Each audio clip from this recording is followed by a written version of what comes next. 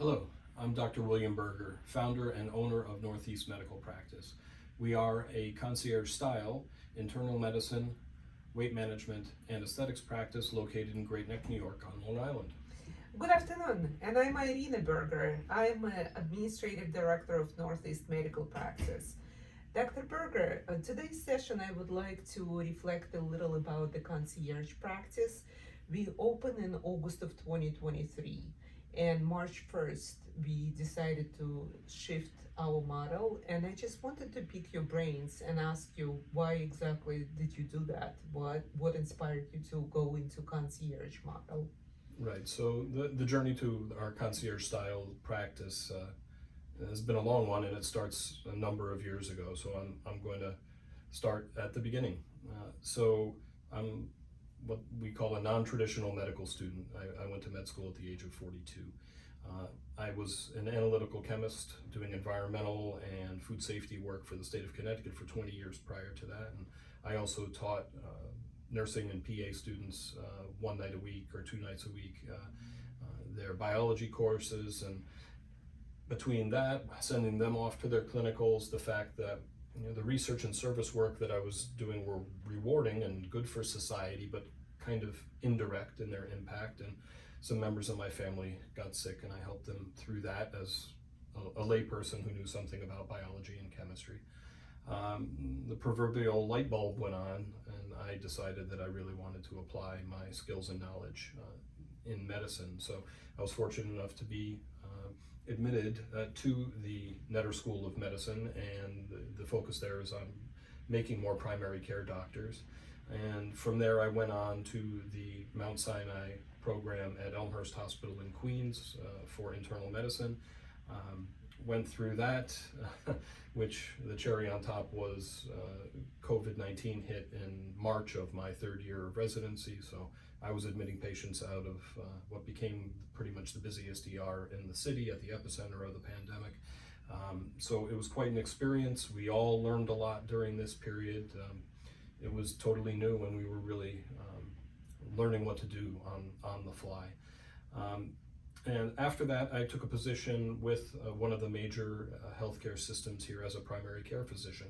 And I had thought and hoped that this would be finally the opportunity for me to practice medicine the way I envisioned when I went to medical school, to be the old-time internist, your doctor.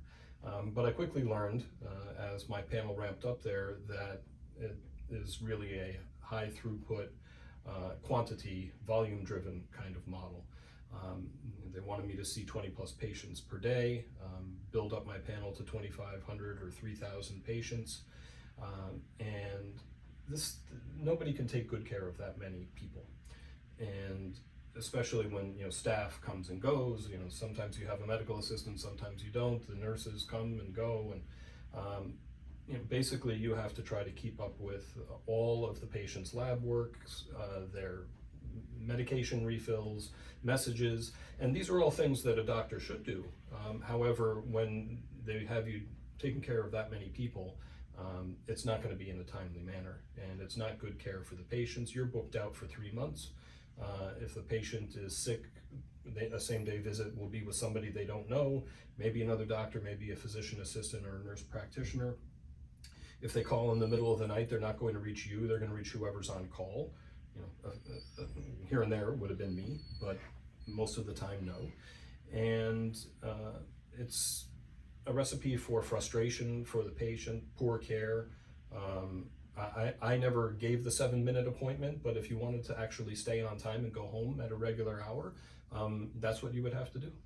I remember how miserable you were. You were coming and you were doing your notes until 11, 12 o'clock at night, and you were not happy. You were not happy again because of the patient focus you meant to do after so many sleepless nights in residency and dealing with the COVID. And I remember during medical school you were constantly saying that it's like monkey on your back, it never ends, and amount of work you have to perform. And really, it's admirable at your age to go to medical school just to get to the light in the end of the tunnel and really, really hoping that you're going to practice the way you would like to practice.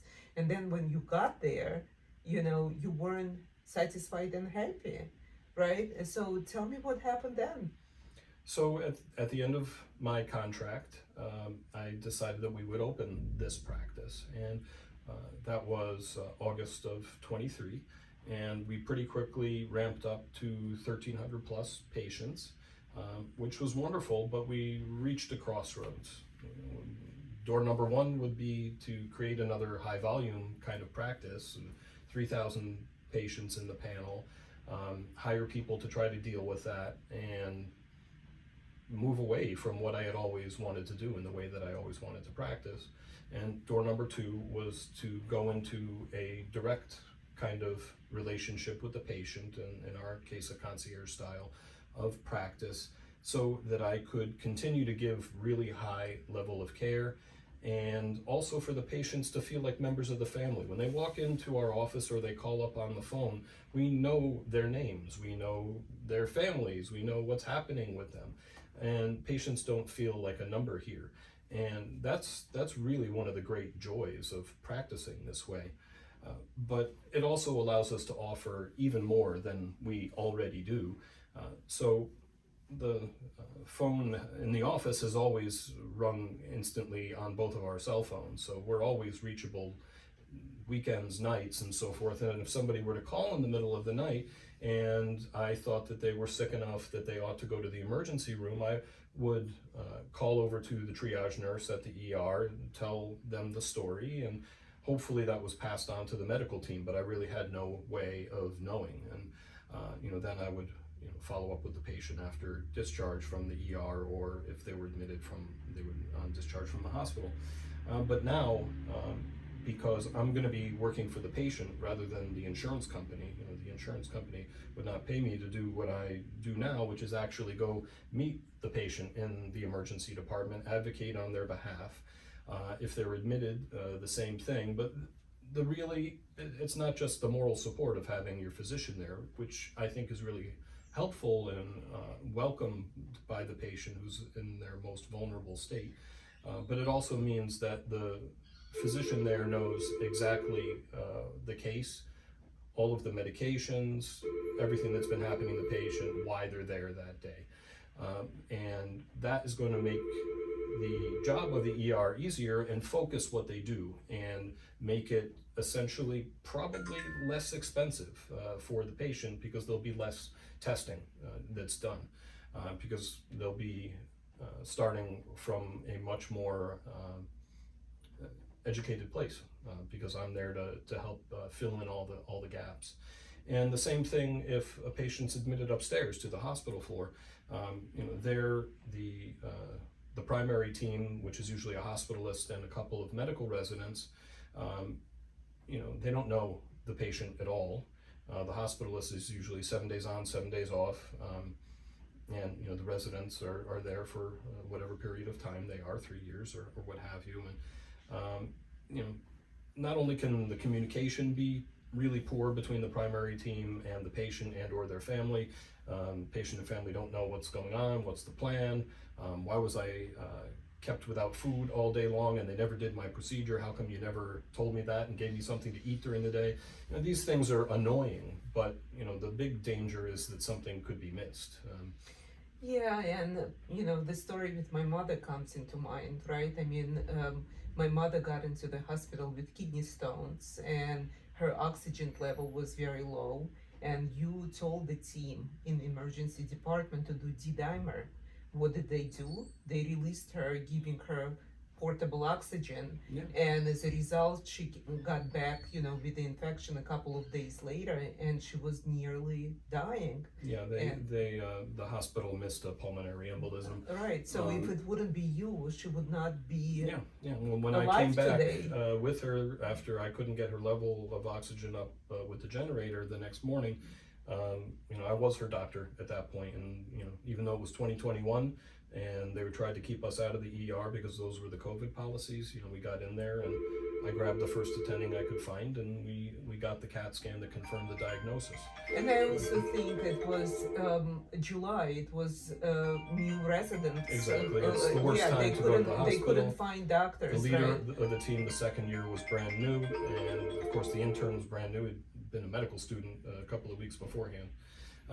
Not their fault, but it's a really bad setup. And initially, the attending didn't want to talk to me because I wasn't the doctor, and I wasn't an immediate relative, and they just stonewalled us. But not when we came back and Yeah, confirmed this diagnosis. yeah, magically the private room appeared, all the attending appeared. I mean, they started giving her heparin, they followed all your orders, and everything was resolved. But again, like, if it wouldn't be you, I don't know medicine. I have no idea what the doctors are doing, and I'm extremely vulnerable when it comes to parents or kids or even myself, right? I mean, this is something because a lot of times parents, immigrants, they don't even speak English, and this is something that it's if in hospital advocacy, this is the best best value that you can bring to the patients. Yeah, and I'm very, very grateful. I mean, now my mother is in Florida, actually swimming in the pool and enjoying her life, and it's all because of you. And we hearing all those stories over and over that the this machine that it's out there, like the reason we grew up so quickly overnight to 1,300 patients because everybody needs internist. And if I'm reading reviews on ZocDoc or Google, people were raving about your, I mean, surgery was here myself. I mean, I think entire practice, the Absolutely. patient focus and really giving the best what we can give, knowing patients by the name, booking appointment the same day or the following day. I mean, the word spread it out very quickly. But again, is it sustainable for us to support 1,300 people, 2,000 people, and provide the same type of It's care? not. It wouldn't be sustainable, and people would start to become numbers again, and it's not the way that I want to practice. So what do you envision? What are your thoughts? So the goals of the practice, beyond taking care of people when they're acutely ill, either in the office here or advocating in the hospital, we're going to be able to add additional things. And number one, I think, is that hospital advocacy piece. Really, I think it's so important. But also, we're going to be able to extend the annual physical and offer more aspects to it that are more like an executive style physical. So I really envision the practice as being all about either preventing or reversing chronic metabolic disease, the things that lead to high blood pressure, diabetes, high cholesterol, and then the potential for heart attack, stroke, peripheral artery disease, kidney failure, etc. And also to be screening early and extensively for cancers. So on the metabolic side, I have my board certification in obesity medicine in addition to internal medicine. So the weight management program that we've had as a separate kind of add-on piece before is now going to be part and parcel and available to everybody within the concierge program, because I believe that controlling weight controls all those downstream chronic diseases that I just mentioned. And that means people will have access to you as a certified well coach, to Peter, our exercise physiologist, who's highly trained and can really develop the appropriate fitness program for each individual patient, and the body composition analysis that I do using our Sika bioimpedance device. And it's really going to improve the health of the patient, and not just how long people live, but the quality of their life. But it's also really important in my mind to go beyond just the standard cancer screening guidelines. For a woman, a pap smear, and then at age 40 a mammogram, age 45 a colonoscopy, all depending on family history, screening for osteoporosis after age 65. But the cancer screening in particular, and then for men, it's even more limited. It's just the PSA, colonoscopy, And this is unless you've been a smoker for 20 plus years, you're 55 to 85, then a low dose CAT scan of the lungs to screen for lung cancer. But it's really fairly limited, and as we know, there are many other cancers out there to be worried about. And so we're offering at a discount two types of screening. They're not yet covered by insurance, maybe down the road, but we get our patients a discount on them. And number one is the Gallery blood test, which looks for DNA shed by cancer cells into the bloodstream. And it looks for dozens of different cancers, but it's particularly good for the fast-growing cancers, which are the ones that are usually caught when it's too late.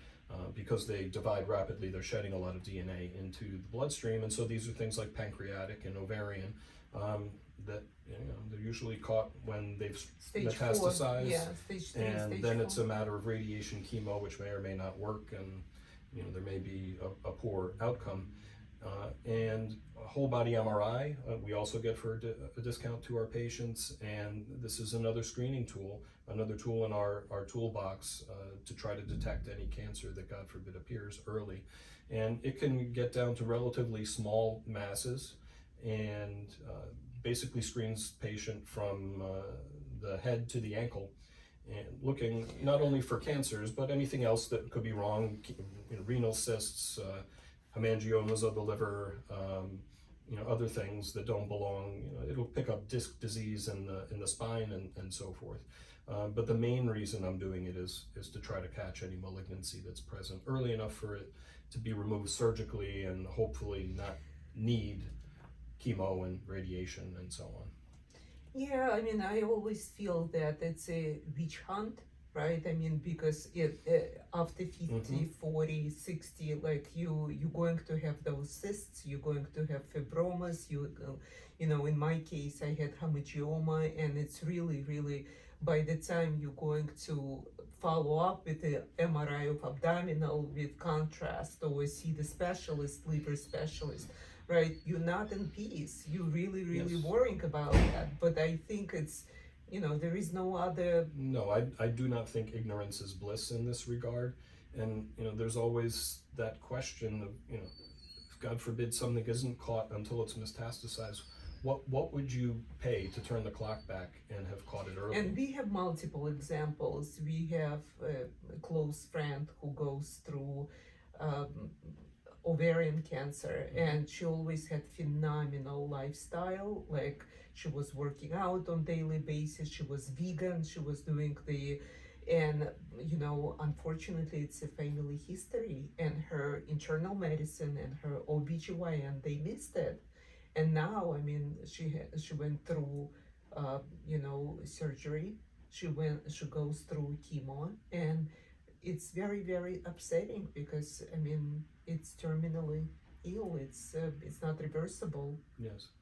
So the practice is really wide in scope for, like I said, preventing or reversing chronic metabolic disease, as well as trying to catch any cancer early if it's present. And on the acute care side, in our premier tier of the program, I'll also do house calls. So everybody gets the hospital advocacy piece, but if you really want kind of the old-time traditional doctor who would see you in the hospital, see you in the office the same day, and do a house call if needed, we have that availability too. And that could be the middle of the night, it could be during the day, and I'll come to pretty much wherever the patient is within a reasonable driving distance. It doesn't have to be their home. It could be their place of work. It could be when they're visiting a relative, whatever the case may be. And it could be something relatively simple, like they cut their hand open with a chef blade in the kitchen and they need to be sutured. But if they're really ill with something potentially infectious and so forth, I'll do what I can for them in the home, maybe run some IV fluids, try to hydrate them if just to prevent from going vomiting, to they've had diarrhea, whatever, maybe some antibiotics. But if it doesn't look like they're safe to stay home, then I call the ambulance, I give them the story, I follow it over to the hospital, and then I advocate for them in the ER. So it's really, really full spectrum care. And let me ask you, how many patients are you planning to keep? Like what? Right, so as we've discussed, you can't take care of large numbers of people at this high level. So we're going to cap the practice at 300 patients. That's really the number that I can take good care of like this. And then after that, there'll be a waiting list. And if the waiting list grows long enough, I'll hire another physician of like mind to me who's really all about patient care. And those patients will have access to another concierge physician in our practice. So very often we hearing, I cannot pay this amount of money. I mean, Mhm. do you do any accommodations, financial Yes, we do. accommodations? We do. So we've done this for a number of our existing patients who really loved the care they got here, but they just weren't able, to pay the full price of the concierge program. And we are willing to take this on a case-by-case basis with new patients as well. But that's also the beauty of independent practice and a direct Pay- care model, is you can do charity if you want to. If you think it's appropriate, you can do, as we say, tzedakah, and anything in between that we feel is appropriate. We're not hamstrung by what insurance requires us to do. We're still in network with all our payers, including Medicare, and we can charge them if it's appropriate, but we don't have to. So it gives us tremendous flexibility. It allows us to not have the patient be nickeled and dimed at the front desk for co-payments, co-insurance, or have their high deductible plan charged. So this can be really good for people with these high deductible insurance plans who would be paying out of pocket anyway until they reach their really sky high deductible. So And we also accept FSA, HSA, right, HRA. right. Our practice is set up so that we can accept all of those pre-tax healthcare dollars, which can really help our patients as well. Thank you, Dr. Berger. Well, thank you, Irina, for everything that you do here in the practice. Thank you out there for tuning in and listening to us. If you'd like to learn more, the number in the office, 516-604-3418, or online at northeastmedicalpractice.com. And until we see you again, be in good health. Thank you.